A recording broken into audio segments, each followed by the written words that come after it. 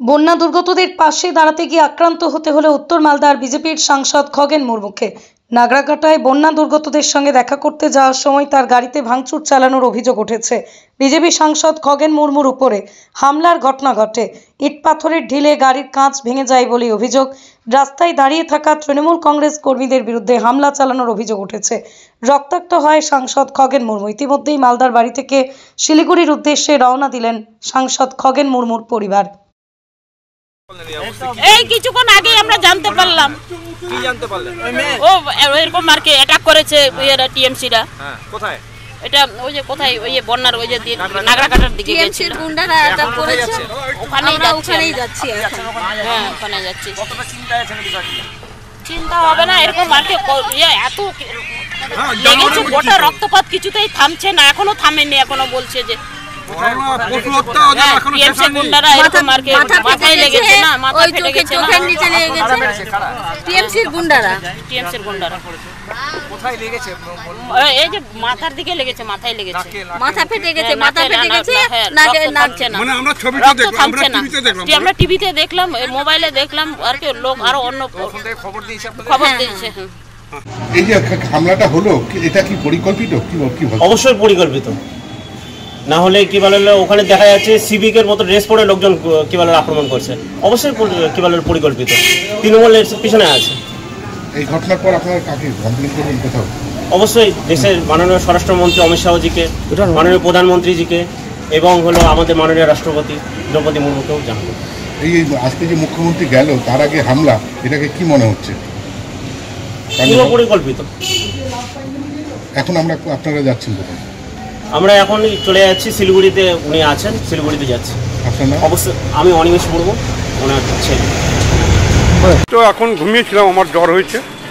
বাজাবাই আমার মিসেস বললেন যে এই ব্যাপার, এই ঘটনা, মেয়ে ফোন করেছিল বাড়িতে। তারপর টিভিতে চালালাম, টিভিতে চালিয়ে দেখছি যে এই ব্যাপার।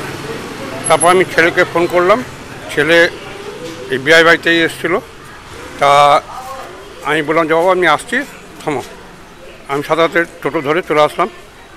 এসে তো দেখছি ওরা যাচ্ছে, আমার তো জ্বর আছে। কি হয়েছে? কি শুনলাম তো গন্ডগোল হয়েছে কি নাগরাকাটাতে।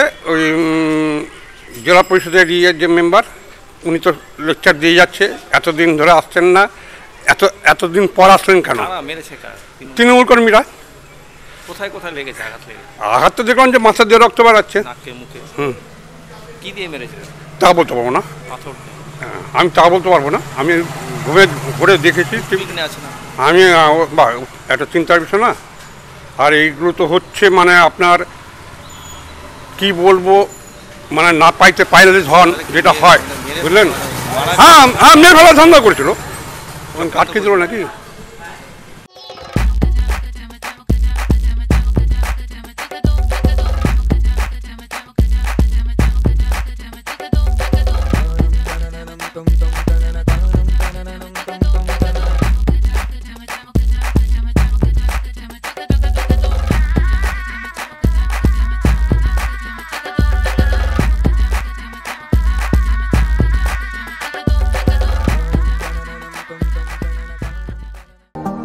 Jewelers Money, B.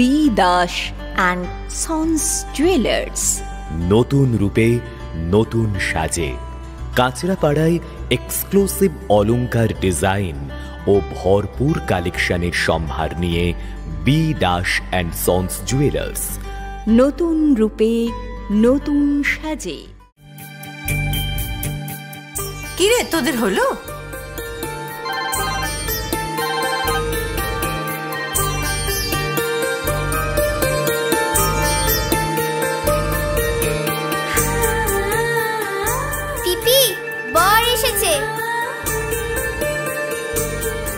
পড়ে যাবি তো। আমার বিয়ে, আমার বেনারসি, একটা নতুন গল্প তারও মন ছুঁয়েছে, মনের মানুষ, স্বপ্ন যে আজ রঙিন। নতুন স্বপ্নে নতুন করে সেজো বিমল শাড়ি সেন্টার, কাঁচরাপাড়া।